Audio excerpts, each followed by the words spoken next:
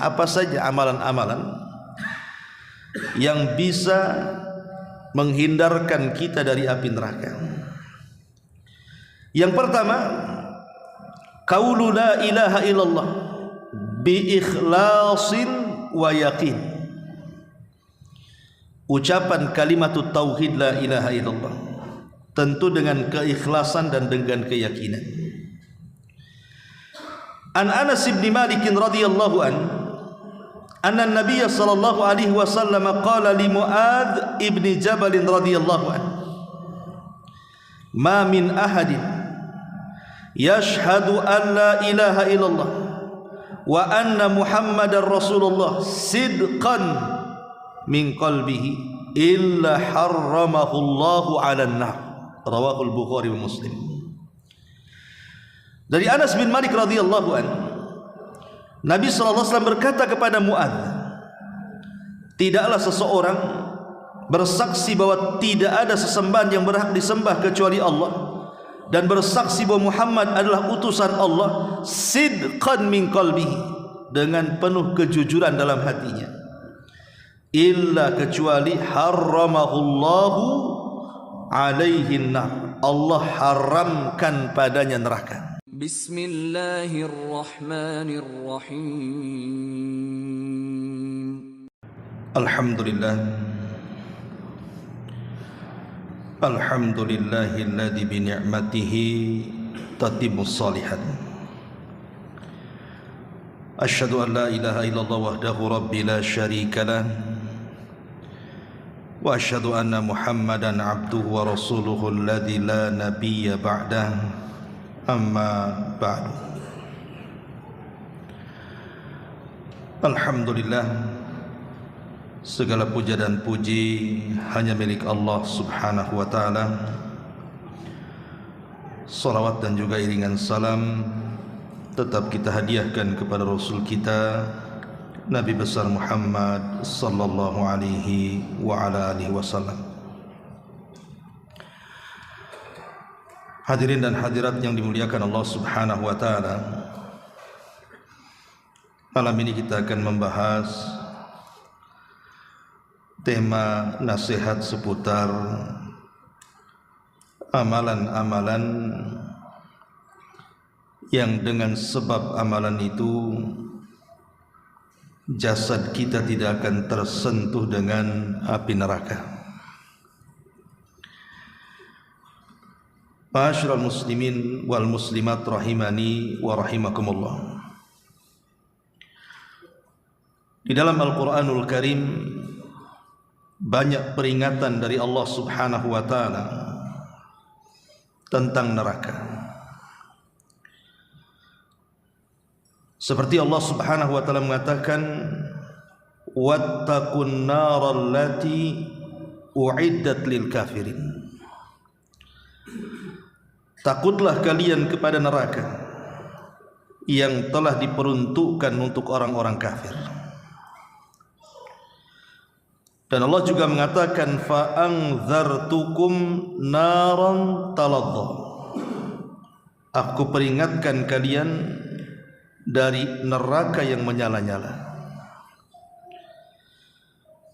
Dan Allah juga berfirman dalam ayat yang lain, fattaqun naral lati waquduhan nas wal hijarah u'iddat lil kafirin. Takutlah kalian kepada neraka yang bahan bakarnya adalah manusia dan bebatuan, dan itu dipersiapkan untuk orang-orang kafir. Dan juga Allah subhanahu wa ta'ala berfirman, ya ayyuhalladzina amanu qu anfusakum wa ahlikum nara. Wahai orang-orang yang beriman, jagalah diri kalian dan keluarga kalian dari api neraka.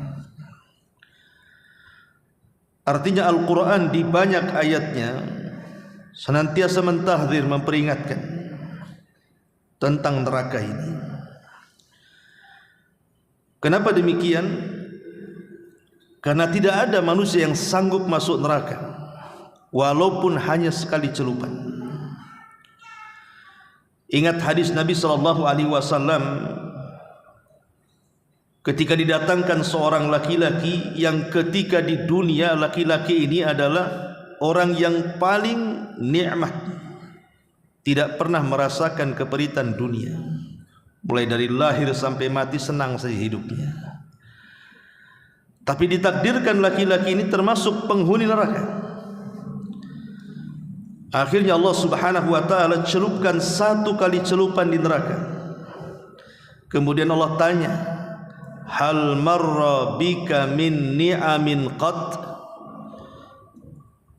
Apakah masih teringat kelezatan-kelezatan yang pernah kau lalui walaupun sedikit?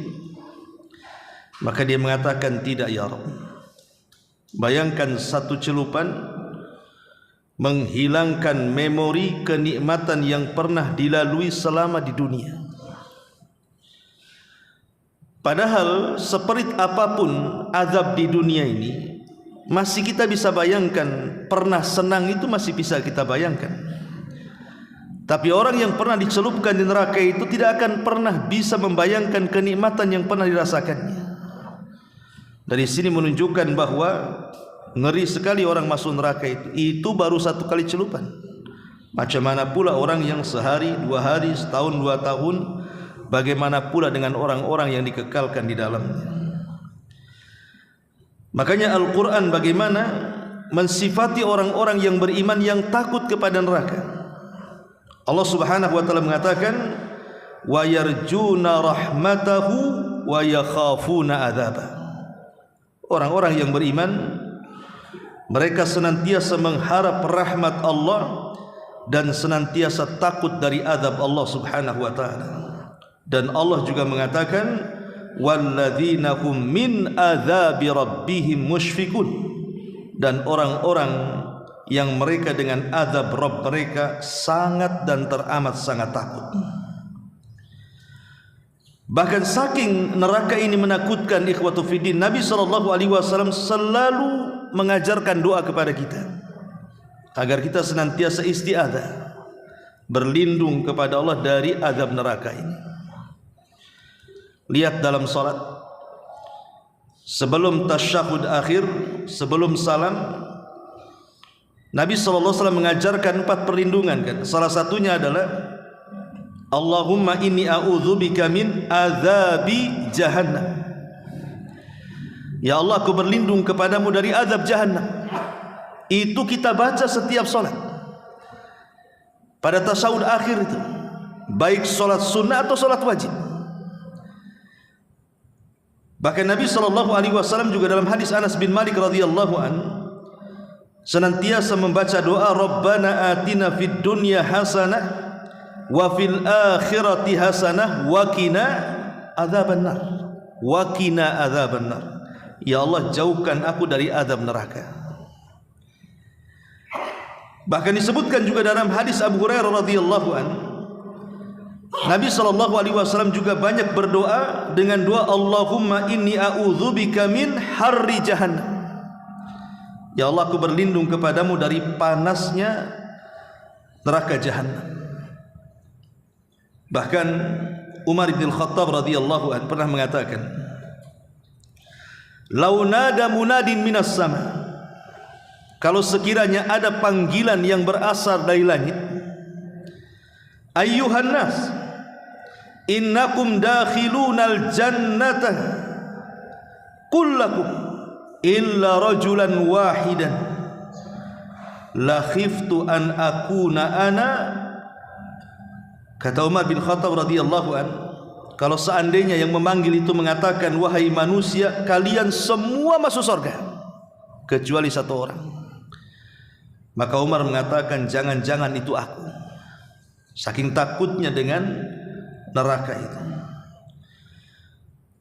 Bahkan dikisahkan dari Abdullah ibn Ar-Rumi, dia mengatakan, ballagani, telah sampai kepadaku, anna Utsman ibn Affan radhiyallahu anhu qala, bahwa Utsman ibn Affan mengatakan, lau anni bainal jannati wan nar, kalau sekiranya aku didudukkan antara surga dan neraka, wala adri ila ayyatihima yu'maru bihi, dan aku tidak tahu aku ini diperintahkan ke mana, berjalan ke surgakah ke nerakakah. Maka Utsman mengatakan lakhtartu an akuna ramadan qabla an a'lam ila ayyatiha asir. Maka aku berharap aku jadi tanah saja, jadi debu saja, sebelum aku tahu kemana aku harus melangkah, katanya. Saking takutnya dia dimasukkan ke neraka. Ma'asyiral muslimin wal muslimat rahimani wa rahimakumullah. Bahkan ulama salaf semata-mata mereka melihat api di dunia saja, mereka sudah terbayangkan tuh api neraka. Makanya ketika Allah Subhanahu wa taala menyinggung soal api di dunia, dan Allah tutup ayatnya dengan mengatakan nahnu ja'alnaha tadhkiratan, kami jadikan api dunia itu untuk mengingat akan api yang lebih besar daripada api dunia, maksudnya api neraka. Disebutkan oleh Abu Hayyan At-Taimi, dia mengatakan sami'tu mundu 30 sanatan anna Abdullah ibn Mas'udin marra 'ala alladhina yanfukhuna 'ala al-kir fasaqata. Akhrajahul Imam Ahmad. Kata Abu Hayyan At-Taimi, aku mendengar sejak 30 tahun Abdullah ibn Mas'ud radhiyallahu an apabila lewat di sebuah pandai besi, kemudian dia melihat ada kipas yang sedang mengkipas-kipasi api, kemudian menyalalah api itu, maka langsung terbayang azab neraka, dia pun kemudian jatuh dan pingsan. Dan senada juga dikatakan oleh Sa'ad ibn Akhrum, dia mengatakan kuntu amshi ma ibni Mas'ud, aku pernah berjalan bersama Ibnu Mas'ud, famarra bil haddadin, maka kami lewati orang-orang yang sedang membuat senjata di pandai besi. Wa qad akhraju hadidan minan nar, dan mereka sedang mengeluarkan besi yang berwarna merah dari api itu. Maka Ibnu Mas'ud melihat api itu, fabaka, dia pun menangis. Kemudian dia pun tersungkur dan pingsan. Begitulah para ulama salaf ikhwatu fiddin muliakan Allah Subhanahu wa taala, takutnya mereka kepada neraka sampai api di dunia saja mereka bayangkan itu neraka, sehingga sebagian mereka menghalangi untuk tertawa. Saking kalau mereka teringat neraka itu, mereka tidak mau tertawa lagi. Seperti yang dikatakan oleh Sa'id bin Zubair radhiyallahu anhu, dia mengatakan ketika Hajjaj berkata kepada Sa'id bin Zubair, "Ballaghani annaka lam tadhhab." Telah sampai kepadaku bahwa engkau tidak pernah tertawa, tidak pernah tersenyum. Kenapa? Maka Sa'id bin Zubair mengatakan, "Kaifa adhhab? Wa jahannam qad su'irat wal aghlal qad nusibat waz zabaniyah qad uidat."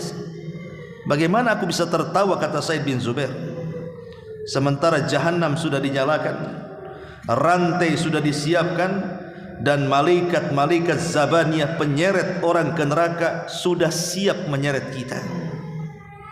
Bagaimana aku akan tertawa, kata Sa'id ibn Zubair radhiyallahu anhu. Makanya Rasul mengatakan, lau ta'lamuna ma a'lamu la dhahiktum qalilan wa la bakaitum katsira.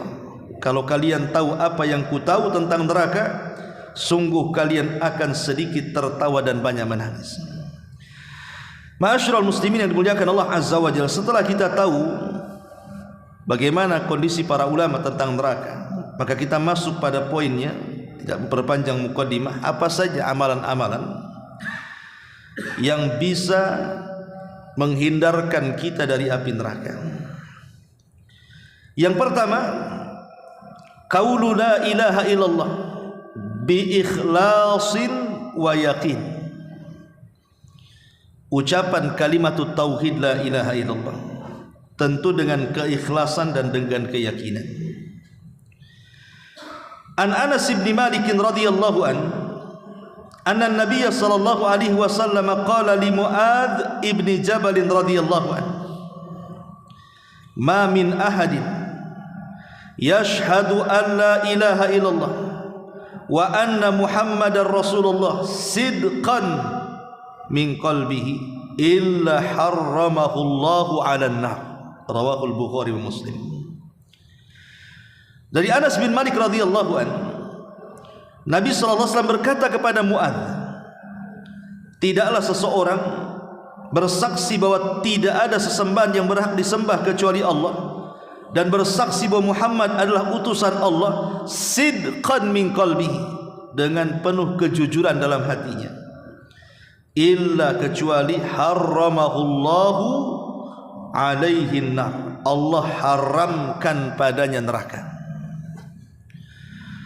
Tentu bukan hanya sekedar mengucap, ya, bukan hanya sekedar mengucap kalimat la ilaha illallah. Tentu namanya kalimat la ilaha illallah itu kan ada syurutnya, ada syarat-syaratnya, ada rukun-rukunnya. Karena banyak di masyarakat itu mereka mengucapkan kalimat la ilaha illallah tapi masih melakukan praktek kesyirikan.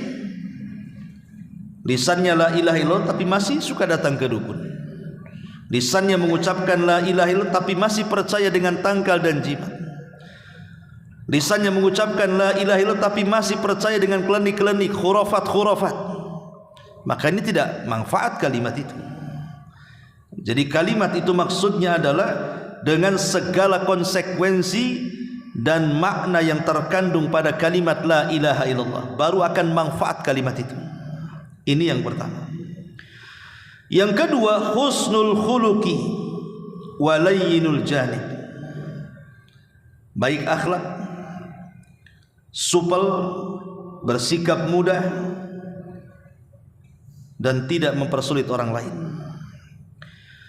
Disebutkan dalam sebuah hadis yang dikeluarkan Imam Tirmidzi dari Abdullah bin Mas'ud radhiyallahu anhu, Rasulullah SAW bersabda, ala ukhbirukum, maukah kuhabarkan kepada kalian, kata Rasul, biman yahrumu 'alan nar, sesiapa yang Allah haramkan padanya masuk neraka, au biman tahrumu 'alaihin nar, atau sesiapa yang diharamkan padanya api neraka. Kemudian Rasul mengatakan, ala kulli qaribin hayyinin layyinin sahlin. Rasul menyebutkan dari akhlak itu 4 sifat. Pertama, qarib.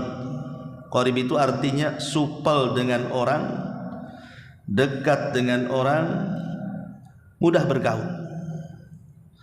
Yang kedua, hayyin. Hayyin, lembut orangnya, tenang, tidak gegabah, mudah, ya, itu disebut hayyin namanya. Kemudian kata Rasul, layyin, dalam bicara santun, tidak mudah marah. Dan yang terakhir, sahlin, suka mempermudah urusan orang, tidak berbelit-belit, dimintai pertolongan mudah sekali. Intinya bahwa 4 perkara ini termasuk akhlak. Makanya Nabi SAW mengatakan, rahimallahu rajulan samhan idza ba'a wa samhan idza ishtara wa samhan idza qada wa samhan idza iqtada. Semoga Allah merahmati seseorang yang mempermudah ketika menjadi pembeli, ketika menjadi penjual, ketika meminjami uang, dan ketika membayar hutang. Apa maksudnya mempermudah ini? Di masyarakat kita tahu bahwa terkadang ada penjual dan pembeli itu dua-duanya mempersulit. Tetapi Islam mengajarkan tidak demikian, dan ini suksesi perdagangan di zaman Nabi. Ketika orang-orang Yahudi itu mempersulit, maka Nabi SAW mengatakan kepada para sahabat, semoga Allah merahmati orang yang mempermudah. Mempermudah. Umpamanya kita jadi penjual nih, Anda jual apa gitu kan, kemudian kita ada datang pembeli kepada kita, mudahkan pembeli itu dengan cara apa? Dengan cara bersedekah. Contoh dia beli 1 kilo jeruk, kita kasih 1 kilo. tambah lagi sedikit tanpa dia tahu. Dan ini bentuk sedekahus sir namanya, sedekah yang tidak ada tahu kecuali penjual dengan Allah saja. Pembeli kan tahunya 1 kilo, padahal lebih itu sebenarnya. Ini namanya sedekahus sir, dan sedekahus sir itu tudfi'u ghadab Rabb, bisa memadamkan kemurkaan Allah. Akhirnya dengan cara itu berkah jualannya, berkah keluarganya, berkah hasilnya, karena tidak ada yang tahu sedekahnya kecuali dengan Allah saja. Dan kalau menjadi pembeli juga sama mempermudah.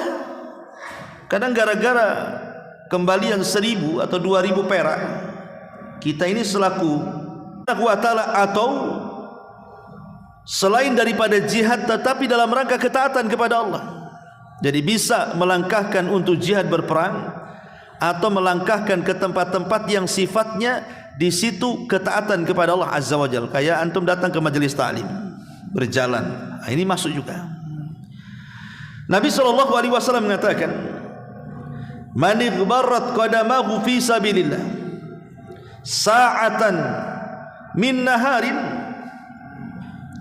fahuma haramun 'alan nar.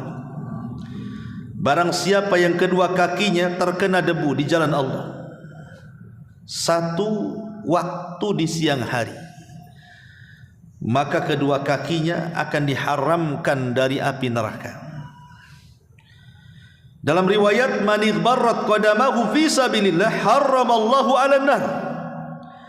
Barang siapa yang kakinya berdebu karena melangkahkan ke tempat yang di situ jalan Allah Subhanahu wa taala, Allah haramkan padanya api neraka. Jadi kalau kaki kita berjalan dalam rangka ketaatan kepada Allah Azza wa Jalla, entah berupa salat ke masjid, thalabul ilmi, bersilaturahim, atau lebih daripada itu berjihad di jalan Allah Subhanahu wa taala, berperang begitu kan, maka masuk pada hadis ini, Allah haramkan padanya api neraka. Kemudian yang keempat, as-salatu, menjaga salat. Kata Nabi SAW, man hafadha 'ala salawatil khamsi ala wudu'iha wa mawaqitiha wa ruku'iha wa sujudiha yaraha haqqan lillahi alaihi hurrima 'alan nar. Kata Nabi SAW, barang siapa yang menjaga salat 5 waktu, mulai dari wudunya dia jaga, waktu-waktunya dia jaga, ruku dan sujudnya dia jaga. Jadi 4 perkara yang dijaga dalam salat itu.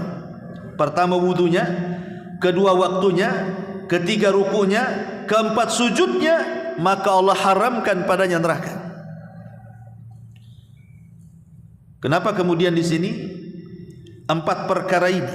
Karena 4-empatnya memiliki keistimewaan tersendiri. Adapun wudu jelas merontokkan semua dosa-dosa kita lewat air wudu itu.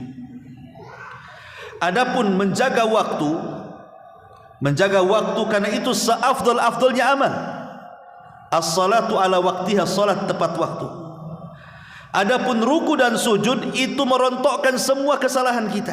Karena ketika kita salat itu, ketika kita mulai takbiratul ihram, maka Allah letakkan dosa-dosa kita itu di pundak dan kepala. Jadi setiap kita sholat itu Allahu Akbar, maka Allah letakkan dosa itu di pundak kita dan kepala kita. Setiap kita ruku, disitulah berjatuhan dosanya. Setiap kita sujud, disitulah berjatuhan dosanya.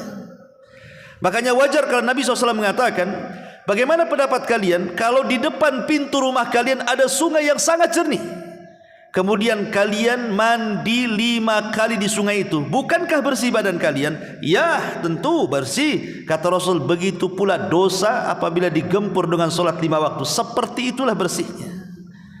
Dan pembersihan dosa ketika sholat itu kapan? Saat ruku dan sujud. Makanya Rasul mengatakan, amma fir ruku fa'adzimu fihi rabb, wa amma fis sujud fajtahidu fihi du'a faqaminun an yustajabulah. Adapun dalam posisi ruku, kata Rasulullah, besarkan Allah di situ, subhana rabbiyal azim. Adapun di sujud, berdoalah sungguh-sungguh di situ, karena itu tempat di mana tidak ada yang ditolak doa-doanya. Lah siapa yang menjaga 4 perkara ini, Allah haramkan neraka padanya. Hadis ini dihasankan oleh Syekh Albani rahimahullahu taala. Kemudian yang nomor 5, al-muhafadzatu ala 4 raka'atin qabla zuhri wa 4 ba'daha. Berusaha menjaga salat 4 rakaat sunnah sebelum zuhur dan 4 rakaat setelahnya. Tentu 2 kali salam ya. 4 rakaat sebelum zuhur dan 4 rakaat sesudahnya dengan 2 kali salam. Disebutkan dalam sebuah hadis yang disahihkan oleh Syekh Albani rahimahullahu taala dalam Sahih Tirmizi dari hadis Ummi Habibah radhiyallahu an, istri Nabi sallallahu alaihi wasallam, dia mengatakan, aku mendengar Rasul bersabda, man hafadha ala 4 raka'atin qabla zuhri wa 4 ba'daha harramallahu 'alan nar. Barang siapa yang menjaga 4 rakaat sebelum zuhur dan 4 rakaat sesudah zuhur, maka Allah haramkan neraka padanya. Tentu orang yang istiqomah ya. 4 rakaat sebelum zuhur, 4 rakaat setelahnya, 2 rakaat ya. Dan yang dimaksud 4 rakaat sebelum zuhur tentu yang rawatib 2 rakaat saja setelah zuhur kan. Adapun sebelum zuhur ada yang mengatakan rawatib 4 rakaat. Makanya ketika perselisihan ulama salat sunnah rawatib itu berapa rakaat? Ada yang mengatakan 10, ada yang mengatakan 12. Yang mengatakan 10 berarti 2 rakaat sebelum zuhur, yang mengatakan 12 4 rakaat sebelum zuhur. Di situ perbedaannya. Taib. Kemudian yang nomor 6, zikrullah wa tauhidu indal maut. Senantiasa berzikir kepada Allah dengan zikir tauhid la ilaha illallah saat menjelang kematiannya. Disebutkan dari hadis Abi Hurairah radhiyallahu anhu dan Abi Sa'id Al-Khudri radhiyallahu anhuma, annahuma syahida ala Rasulillah sallallahu alaihi wasallam qala, keduanya menyaksikan Rasul bersabda, idza qala al-'abdu, apabila seorang hamba, ini anjuran bagi orang yang sedang sakit parah ya. Kalau ada saudara kita yang sedang sakit parah gitu kan, antum kasih amalan ini sama dia, suruh dibaca. Apa amalannya? Idza qala al-'abdu, apabila seorang hamba mengucapkan la ilaha illallah wallahu akbar, yaqulullahu azza wa jal, maka Allah akan membalas dan mengatakan, sadaqa abdi, hambaku telah benar, la ilaha illa ana wa ana akbar. Jadi apabila seorang hamba mengucapkan tidak ada sembahan yang berhak disembah kecuali Allah, Allah maha besar, maka Allah akan mengatakan, hambaku telah benar, karena memang tidak ada sembahan yang berhak disembah kecuali aku, dan aku adalah maha besar. Wa idza qala al-'abdu la ilaha illallah wahdah, dan apabila seorang hamba mengucapkan tidak ada sembahan yang berhak disembah saja kecuali Allah saja, qala, maka Allah katakan, sadaqa abdi, hambaku telah benar, la ilaha illa ana wahdi, karena tidak ada sembahan yang berhak disembah kecuali aku saja. Wa idza qala al-'abdu, apabila hamba mengucapkan la ilaha illallah la ilaha illallah la syarikalah, la ilaha illallah la syarikalah, qala sadaqa abdi la ilaha illa ana wa la syarikali. Dan apabila hambaku mengucapkan tidak ada sembahan yang berhak disembah kecuali Allah dan tidak ada sekutu baginya, maka Allah katakan, telah benar hambaku, karena memang tidak ada sembahan yang berhak disembah kecuali aku, dan aku tidak punya sekutu. Wa idza qala al-'abdu la ilaha illallah lahul mulku wa lahul hamdu, qala sadaqa abdi la ilaha illa ana lil al-mulku wa liyal hamdu, liyal mulku wa liyal hamdu. Apabila hambaku mengatakan tidak ada sembahan yang berhak disembah kecuali Allah, bagi dia kerajaan dan pujian, maka Allah mengatakan, telah benar hambaku, memang tidak ada sembahan yang berhak disembah kecuali aku, dan aku punya kerajaan dan aku punya pujian. Wa idza qala al-'abdu la ilaha illallah wala haula wala quwata illa billah. Qala sadaqa abdi la ilaha illa ana wala haula wala quwata illa bi. Apabila hambaku mengatakan tidak ada sembahan yang berhak disembah kecuali Allah, tidak ada daya dan kekuatan kecuali Allah, maka Allah katakan telah benar hambaku, karena tidak ada sembahan yang berhak disembah kecuali aku, dan tidak ada daya dan kekuatan kecuali semua milikku. Kemudian di ujung hadis kata Rasulullah, man razaqahunna inda mautihi. Kalau dia membaca zikir-zikir ini, kemudian Allah takdirkan dia mati, lam tamassahun nar, maka neraka tidak akan menyentuhnya. Ya, jadi ini amalan ini kasih sama orang-orang yang sakit atau kita sedang sakit. Apa saja coba? La ilaha illallah, Allahu akbar, 1. La ilaha illallah wahdah, 2. La ilaha illallah la syarikalah, 3. La ilaha illallah lahul mulku wa lahul hamdu, 4. Dan yang terakhir, yang kelima, la ilaha illallah wa la quwata illa billah. Ini 4 kalimat, 5 kalimat. La ilaha illallah wallahu akbar, la ilaha illallah wahdah, la ilaha illallah la syarikalah, la ilaha illallah lahul mulku wa lahul hamdu, la ilaha illallah wa la haula wa la quwata illa billah. 5 kalimat apabila dibaca bagi orang sakit dan Allah takdirkan dia meninggal, apa kata Rasul? Neraka tidak akan menyentuhnya. Ini yang nomor 6. Yang nomor 7, dan hadis ini disahihkan oleh Syekh Albani rahimahullah ta'ala dalam Sahih Al-Jami. Yang nomor 7, al-buka min khasyatillah wal hirasatu fi sabilillah. Menangis karena takut kepada Allah, kemudian dia tidak tidur dan terjaga dalam rangka di jalan Allah. Dari Abdullah ibn Abbas radhiyallahu anhu, Rasul mengatakan, ainani la tamassahuman nar. Ada 2 mata, kata Rasul, tidak akan disentuh api neraka. Ainun bakat min khasyatillah wa ainun batat tahrusu fi sabilillah. 2 mata yang senantiasa menangis karena takut kepada Allah, dan mata lainnya dia senantiasa terjaga dan tidak tidur karena di jalan Allah. Kita ingat hadis tentang sab'atun yudhilluhumullahu fi dhilli. Ada 7 kelompok yang akan mendapatkan naungan arsy di hari yang tidak ada naungan kecuali naungan Allah. Siapa 7 orang itu? Salah satunya apa? Wa rajulun dzakarallah khaliyan fafadat aina. Seorang laki-laki yang bangun di tengah malam, kemudian dia mengingat Allah sampai dia menangis karena takut kepada Allah Azza wa Jal. Itulah namanya ainun bakat min khasyatillah. Mungkin antum baca Quran ketika sholat, kemudian terlintas ayat-ayat azab, antum menangis. Atau antum merenung dosa-dosa antum, takut masuk neraka, kemudian menangis. Pokoknya intinya adalah mata yang senantiasa takut karena Allah Subhanahu wa ta'ala. Dan yang kedua, orang-orang yang menjaga di jalan, seperti orang-orang Gaza tuh, hari ini mana bisa tidur mereka? Hari-hari mereka digempur oleh tentara Zionis, mereka berada di ribat.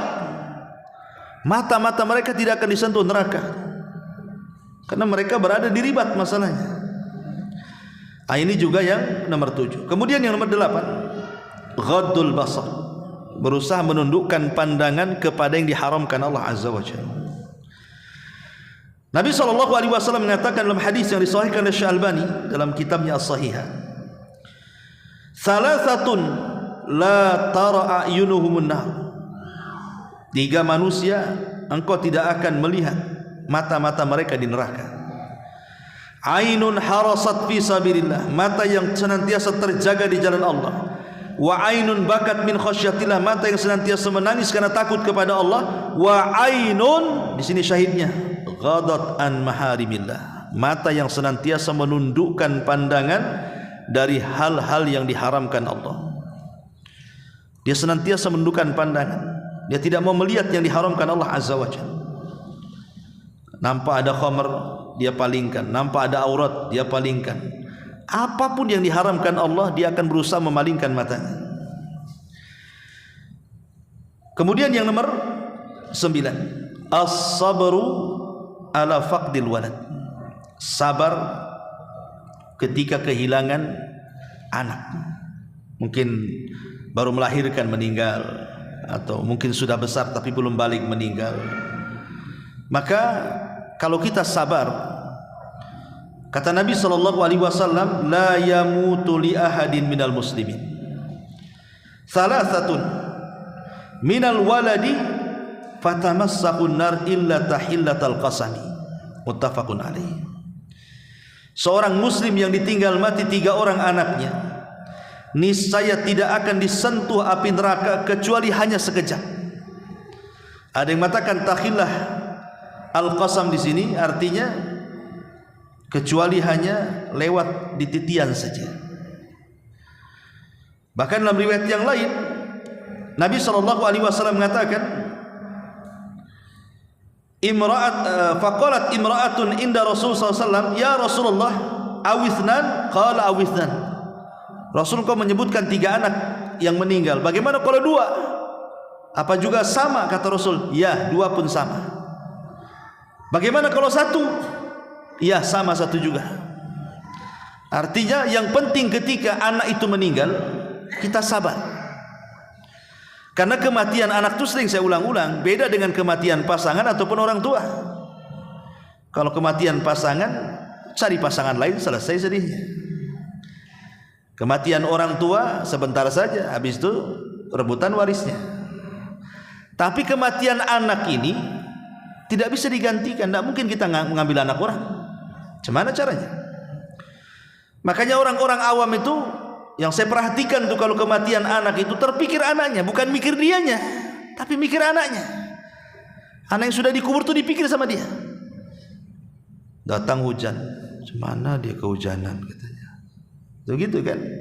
Panas terik, kasihan kali lah dia kepanasan katanya. Nanti gelap-gelap malam-malam termenung, sama siapa lah dia sekarang katanya, gelap kasihan kan. Itu orang awam kan gitu biasanya. Padahal anak itu yang seneng masukkan surga ruhnya tuh. Tapi orang tua yang menangisi belum tentu dia masuk surga. Harusnya kan malaikat. Apa yang dikatakan orang tuanya? Hamidaka wastarja. Dia mengucapkan alhamdulillah, innalillah wa inna ilaihi rajiun. Maka Allah katakan, kalau begitu bangunkan 1 rumah di surga, wasammuhu baitul hamdi. Kasih nama istananya baitul hamdi. Harusnya orang tua ketika meninggal anaknya bersyukur. Alhamdulillah, dia jadi syafaat saya pada hari kiamat. Innalillah wa inna ilaihi rajiun. Itu maksudnya. Jangan larut dengan kesedihan. Buat apa dia sudah masuk surga anaknya? Harusnya dia mikir dialah kan begitu. Belum tentu saya nanti kalau saya nggak masuk surga nggak ketemu anak saya. Harusnya kan berpikir begitu kalau saya tidak baik. Yang dipikirkan kita, jangan bayi kita. Itu maksudnya.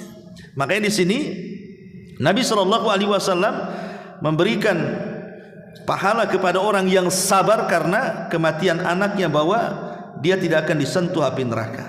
Kemudian yang nomor 10, salatul fajri fi jama'atin. Salat fajar dengan berjamaah. Kata Nabi SAW, Man shalla lillahi arba'ina yawman. Afwan, bukan salat fajar ya. Salat jamaah. Salat berjamaah. Man shalla lillahi arba'ina yawman fi jama'atin yudrik at-takbiratal ula kutibat lahu bara'atani, bara'atun minan nar wa bara'atun minan nifaq. Siapa yang salat karena Allah 40 hari saja, 40 hari. Syaratnya apa? Dia 40 hari berjamaah terus, dan dia mendapatkan takbiratul ihram imam 40 hari berturut-turut, dan dia mendapatkan takbiratul ihram imam. Maka Allah akan catat kepadanya 2 perkara. Pertama, neraka tidak akan menyentuhnya. Yang kedua, sifat munafik tidak ada pada badannya, tidak punya sifat nifak, dan neraka tidak akan menyentuhnya. Syaratnya tadi 40 hari berturut-turut solat berjamaah, dan dia tidak ketinggalan takbiratul ihram imam. Ya, ini yang nomor 10. Kemudian yang nomor 11 baru solat fajar dan solat asar terbiasa pada waktunya. Solat fajar dan solat asar terbiasa pada waktunya. Karena dua solat ini disebut solat wusta. Nabi SAW mengatakan, la yalijinnah man shalla qabla tulu'i syamsi wa qabla ghurubiha. Tidak akan disentuh api neraka orang yang solat sebelum terbit matahari alias fajar dan sebelum terbenam matahari alias asar. Ketika Allah Subhanahu wa taala berfirman dalam surah Al-Baqarah, hafidhu 'alas salawati was salatil wusta. Jaga oleh kalian 5 waktu salat, terutama salat wusta. Wusta dalam bahasa Arab itu artinya tengah-tengah. Tapi wusta dalam ayat ini maksudnya salat yang paling mulia, yang paling tinggi. Sebagai Allah mengatakan, wa ja'alnakum ummatan wasata, dan kami jadikan kalian umat yang wasat, artinya yang tinggi melebihi umat-umat yang lainnya. Jadi salat wusta itu salat yang mengungguli salat-salat yang lainnya. Ulama berselisih pendapat kepada 3 perselisihan. Yang pertama, ada yang mengatakan salat wusta itu salat asar, karena salat asar itu dikatakan wusta berdasarkan nas. Memang Rasul yang ngomong salat asar itu salat wusta. Saat Rasul menjaga parit Khandaq, kemudian musuh terus menyerang sampai Rasul salat asar di waktu maghrib. Marah Rasul. Rasul mengatakan, semoga Allah penuhi kuburan-kuburan orang-orang musyrik itu dengan neraka, karena mereka sudah mengakhirkan waktu salat wusta, katanya. Artinya Rasul mengisyaratkan wusta ke asar. Yang kedua, salat wusta itu salat subuh.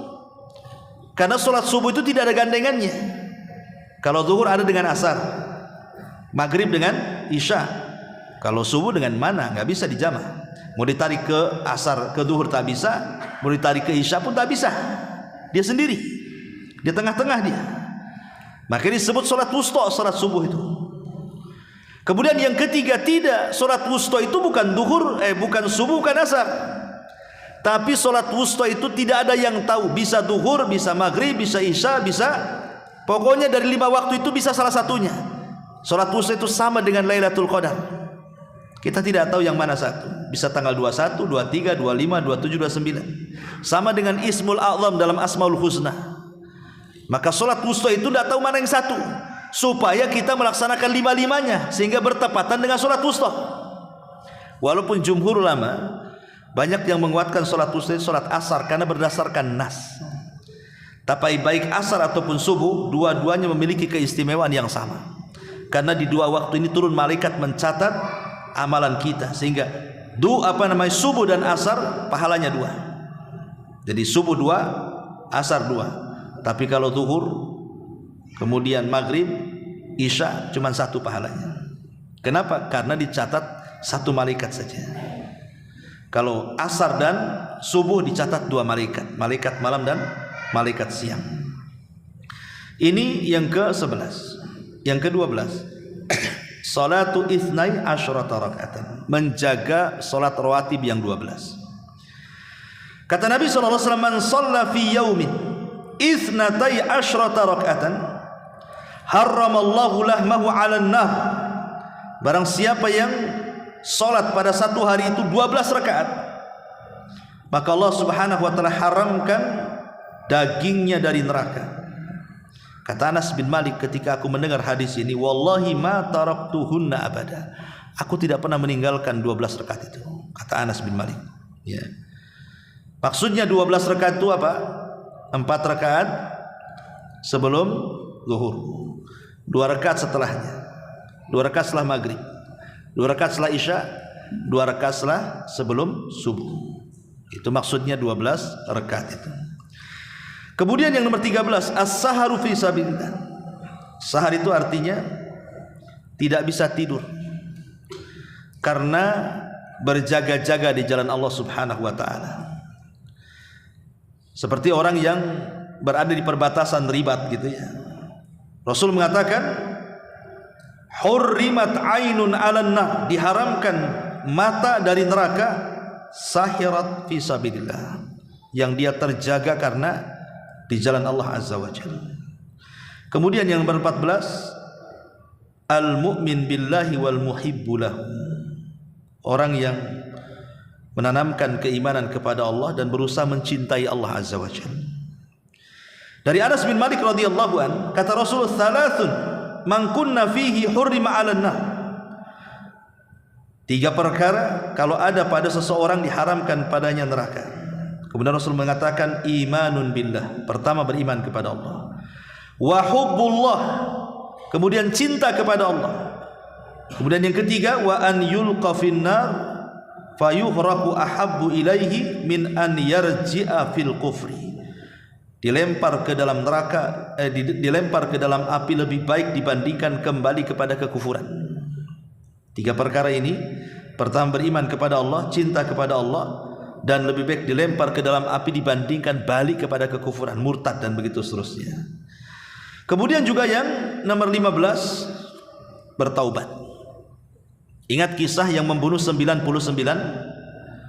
jiwa, harusnya dia masuk neraka kan? Tetapi karena taubatnya tidak jadi masuk neraka dia. Padahal akhirnya dia membunuh bukan 99 jiwa, digenapkan pula 100 dia bunuh tuh. Tapi karena terus dia ingin bertobat kepada Allah, kemudian dia bertanya kepada orang alim, kemudian dituju supaya dia berangkat ke sebuah tempat yang banyak orang solehnya, tapi Allah takdirkan di tengah jalan meninggal. Datang 2 malaikat azab dan rahmat. Kata malaikat azab, dia bagian, dia sudah membunuh 100 jiwa, pantas masuk neraka. Kata malaikat rahmat, oh tidak, dia sudah ada niat tobat, ini untukku, pantas masuk surga. Akhirnya tarik-tarikan ruh ini, maka Allah utus malaikat hakim untuk memutuskan. Kata malaikat hakim ini, kisu bainal ardaini, gini saja, ukur saja di antara 2 bumi itu, lebih dekat kemana? Lebih dekat kepada yang dituju dari desa yang banyak orang solehnya, ataukah lebih dekat kepada orang alim yang ia bertanya bagaimana cara tobatnya? Sebenarnya dia itu belum jauh dari tempat orang alim yang bertanya. Sebenarnya dia itu layak masuk neraka, tapi karena rahmat Allah lebih luas dibandingkan murkanya, dilipat bumi sama Allah, didekatkan ke desa orang soleh itu mana. Lihat bagaimana rahmat Allah Azza wa Jalla lebih mendahului kemurkaannya. Baru ada niat taubat saja sudah, karena keikhlasannya masuk surga. Luar biasa. Kemudian juga as-sadaqah, bersedekah, yang nomor 16. Maksudnya sedekah yang rutin, bukan sekali-kali ya. Kata Nabi SAW, fattaqun nar walau bisyikki tamr, takutlah kalian kepada neraka walaupun hanya sedekah dengan separuh kurma. Bersedekah dengan separuh kurma itu kan gak ada artinya, tapi kalau terus-terusan lama-lama ada artinya. Kita biasa memangnya sedekah tidak banyak-banyak lah, 1.000, 2.000 perak, tapi terus-terusan ya. Nampak ada kotak masuk, nampak ada kotak, terus seperti itu. Kemudian juga yang nomor 17, as-saum, berpuasa, puasa sunnah, entah Senin Kamis ya, entah Ayamul Bid, entah Daud. Kata Nabi SAW, man shoma yauman fi sabilillah ba'adallahu wajhahu anin nar sab'ina kharifah. Barang siapa yang berpuasa 1 hari saja di jalan Allah, maka Allah akan jauhkan wajahnya dari api neraka sejauh 70 tahun perjalanan. Kalau antum jalan jangan berhenti 70 tahun sampai di mana. Itulah jauhnya kita dari neraka. Kemudian juga al-istiqamatu ala dinillah, berusaha istiqamah. Istiqamah di jalan Allah Subhanahu wa taala. Dan ini berdasarkan firman Allah Azza wa Jalla, innal ladzina qalu rabbuna Allah tsumma istaqamu tatanazzalu alaihimul malaika alla takhafu wa la tahzanu wa abshiru bil jannah allati kuntum tu'adun. Orang-orang yang mengatakan Rabbuna Allah, Rabb kami Allah, kemudian istiqamah, maka malaikat akan turun menghabar gembirakan kepada dia, jangan takut, jangan sedih, karena Allah sudah sediakan surga. Artinya nggak mungkin masuk neraka. Kemudian juga talabul ilmi, seperti antum ini talabul ilmi. Nabi SAW mengatakan, man salaka tariqan yaltamisu fihi ilman sahhalallahu bihi tariqan ilal jannah. Siapa yang berjalan dalam rangka mencari ilmu agama, Allah mudahkan jalannya ke surga, bukan ke neraka. Kemudian yang selanjutnya binaul masajid, membangun masjid. Jelas kalau siapa yang membangun masjid, Allah bangunkan satu istana di surga. Tidak mungkinlah antum masuk neraka istananya dibiarin. Jadi istana itu siapa kalau begitu kita sudah bangun ya. Makanya kemudian Rasul mengatakan, man bana masjidan yabtaghi bihi wajhallah banallahu lahu mithlahu fil jannah. Siapa yang membangun masjid dalam rangka mengharap wajah Allah, Allah bangunkan yang semisalnya di surga. Maksudnya Allah bangunkan istana di surga. Kalimat yabtaghi bihi wajhallah artinya betul-betul karena Allah. Ingat dulu ada seorang khalifah, dia ingin bangun masjid dan dia syaratkan pembangunan itu dananya semua dari dia. Tidak boleh ada orang yang nyumbang, dia semua, karena dia mau kasih nama masjidnya nama dia. Mulailah akhirnya dipanggil, mulai dari arsiteknya, tukang borongnya, tukang-tukangnya semua dipanggil. Kemudian diwanti-wanti sama sang khalifah ini, aku mau buat masjid. Ingat, jangan ada satupun dana orang masuk ke masjid ini, karena masjid ini kalau sudah jadi akan saya kasih nama saya. Akhirnya mulailah dibangun masjid itu. Sudah jadi masjid itu, wah megah sekali. Mulailah kemudian papan nama dinaikkan atas nama dia. Masalahnya sang khalifah ini bermimpi. Dalam mimpinya, rupanya nama masjid itu bukan nama dia, tapi nama seorang ibu tua. Bangun dia. Ketika bangun dia ngomong sama prajuritnya, kau datang ke masjid yang saya bangun, tengok papan nama itu, masih atas namaku atau atas nama orang lain, katanya. Ditengok tak ada yang berubah ya. Alhamdulillah, kata khalifah. Besoknya mimpi lagi, gitu lagi, papan namanya berubah namanya. Akhirnya pas dia terjaga, dia ngomong lagi sama prajuritnya, kau datang lagi ke masjid itu, tengok, katanya. Masih namaku enggak, katanya. Masih ya khalifah. Sampai berturut-turut beberapa hari seperti itu. Akhirnya dia mengganggu mimpi itu dan mengatakan, cari nama wanita yang ada dalam mimpiku yang terpampang nama masjidku itu, katanya. Cari, ketemu wanita, rupanya wanita sudah tua, dan nenek-nenek ya. Kemudian dipanggil sama khalifah, nek, ada enggak kau nyumbang ke masjidku? Kata nenek, boro-boro makan aja sulit mau nyumbang pula, katanya. Yang benar saya balikin. Kata nenek, itu enggak ada. Terus didesak-desak. Akhirnya kemudian khalifah ini maksa, sebutkan nih sumbanganmu apa, saya balikan. Katanya itu tidak ada. Aku hari-hari lewat masjid ini dan saya kagumi masjidmu tuh. Cuman aku teringat satu saja, katanya. Jadi satu hari saya lewat, lah salah satu kuda untuk mengangkut bahan bangunan itu, dia terikat di sebuah pohon. Dia ingin minum. Masalahnya talinya terserimpet di kakinya, sehingga dia susah mau minum tuh, karena tergulung kakinya dengan tali itu. Mau minum tak bisa, mau minum tak bisa. Jadi kata wanita ini, aku kasihan, aku dekati kuda itu, kemudian ku lepaslah tali itu, akhirnya dia bisa minum. Itu saja ya. Kata sang khalifah, sini wahai prajurit, ganti papan nama itu, kasih atas nama wanita ini. Demi Allah, dia melakukan itu karena Allah, tapi aku melakukan karena manusia, gitu. Nah, kan? Jadi maksudnya kisah ini artinya bahwa segala sesuatu itu harus karena Allah Subhanahu wa taala, gitu maksudnya. Bukan karena yang lainnya. Kalau sekarang kan enggak ada yang membangun masjid muslimin itu kasih nama saya. Jelas-jelas dia ngomong nama saya. Kemudian juga al-mudawamatu ala tatahhur, senantiasa menjaga kebersihan ataupun kesucian. Ya kalau bisa habis wudu batal wudu lagi, nanti batal wudu lagi, dia jaga betul. Dan ini lihat dari hadis Bilal bin Rabah, ketika Nabi SAW bertanya kepada Bilal bin Rabah, ya Bilal, samitu khosataka fil jannah, wahai Bilal, aku ketika masuk ke surga, kok aku mendengar suara terompahmu di surga, apa yang kau lakukan? Maka Bilal mengatakan, ma tawadda'tu wudu'an illa waqad shallaitu rak'atain. Tidaklah aku berwudu kecuali setelahnya aku melaksanakan 2 rakaat wudu, dan Bilal terkenal orang yang menjaga kebersihan dan senantiasa berwudu. Kemudian juga al-iktsar minas sujud, memperbanyak sujud. Sujud kan macam-macam, ada sujud salat, sujud tilawah, sujud sahwi, sujud syukur gitu ya. Kemudian juga al-hajjul mabrur, yang haji dengan tujuan karena Allah.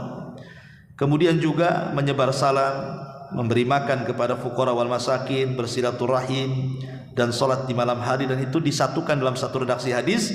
Kata Rasul, absus salam wa at'imut ta'am wa sallu bil laili wan nasu niyam tadkhulul jannata bis salam. Sebarkan salam, kasih makan, salat malam, maka kalian akan masuk surga dengan selamat. Dan banyak lagi hal-hal yang berkaitan dengan amal-amal yang bisa menjauhkan kita dari api neraka ini, sebagiannya saja.